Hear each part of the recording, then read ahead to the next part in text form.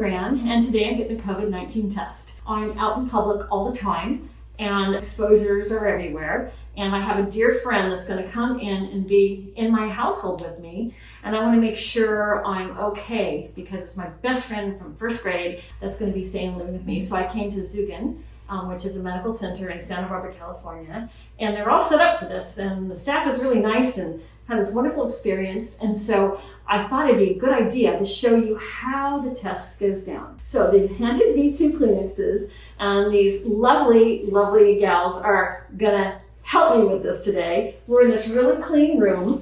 It's all sterile. I came into a very spacious lobby. It's beautiful, and I feel safe getting this test here today. And this is just a temporary space. They're moving to even another space that's even bigger than this. So they have their lease and they're working on getting that place ready. This one is right next to Riley's flowers. So afterwards, I'm gonna go buy some pretty flowers. And let me say, if I do test positive for COVID, I would need to immediately start quarantining. And if I don't get any symptoms, if I'm one of those asymptomatic cases, after 10 days, I can stop the quarantine. But if you get symptoms, there's other processes. I could not get one in the Santa Barbara. The way you go in on it's like the website's all messed up, and I was putting in information and doing all this stuff. And it was just a difficult thing these days. It used to have 10 questions to ask, and now it's like a 30-minute process to get my questions answered and to submit it. And then I had an ID from before, and it was a nightmare. So I called Zugen, where I got my antibody test, and everything is just easy and wonderful. And here I am, and they take my insurance. So it's really great to know. I asked them further questions, and they said, in case we don't have your particular insurance with Zugen, we will help you get the paperwork to get you reimbursed. They will do a lot of the paperwork because they have the programs already in their system and they can just quickly run it through. But in case you have a different type of insurance, they don't. They're willing and helpful to get you to do that the way it's supposed to be processed, and they know how, and they're so nice and accommodating that way. So there you have it. So it goes back like past your nasal cavity. It's called the nasopharyngeal cavity. It's not painful. It's a little uncomfortable. It might feel like you got water up your nose if you jumped in a pool. It might give you a little tickle. That's why we give you the tissues. Most people's eyes water. Might get a little bit of a sneeze. But I usually say if you can leave your mask over your mouth and just pull it off over your nose. Do I take a deep breath, or how do I get ready for this? Just relax. Just relax. Straight ahead. And just be quiet and take a breath, or? Yeah, if that makes you more comfortable. It's really quick. It takes about 5 seconds. 5 seconds, okay. Yeah. That's not going to be a problem. So you don't need to hold your breath for too long. But yeah, so you can just slip your mask off over your nose. Okay. And then I usually tell people to look straight ahead, and you can close your eyes and tilt your head slightly back. Okay, so closing your eyes might be a psychological help. Yeah, I think it just helps people kind of take their mind off what's happening. Okay. So it's going to go in. Okay.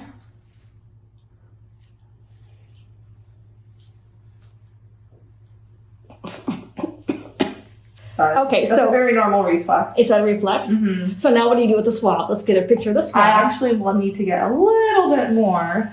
Sorry, I didn't get quite enough sample on there. God, so is it the same one or the other nose? The other nostril. Okay. Mm-hmm. Close your eyes.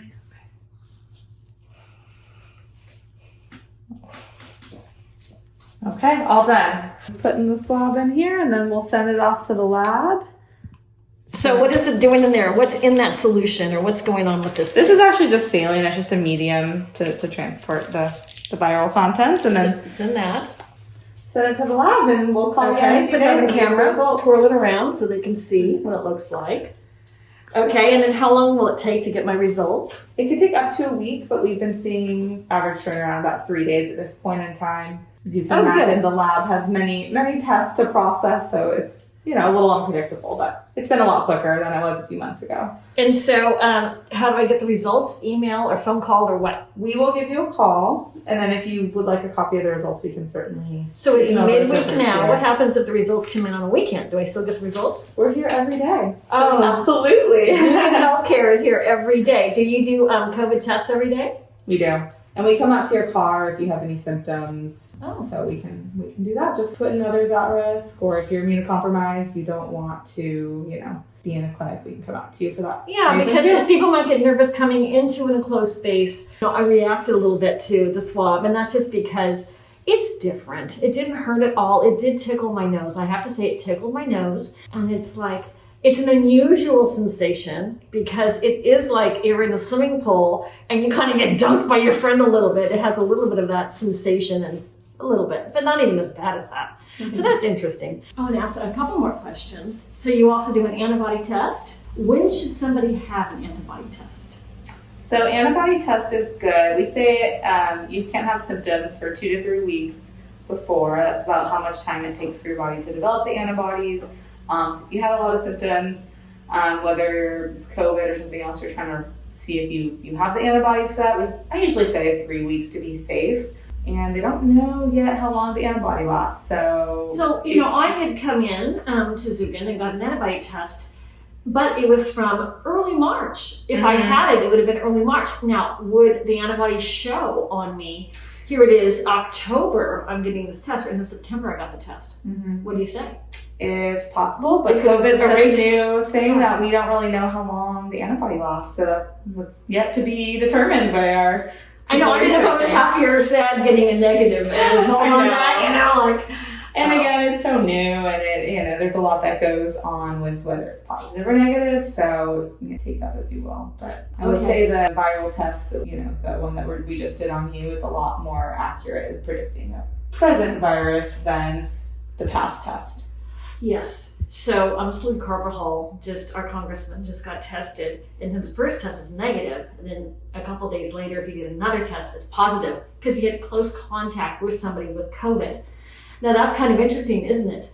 If I were to test today, let's say I was exposed 2 days ago, I could come in with a negative test today, couldn't I?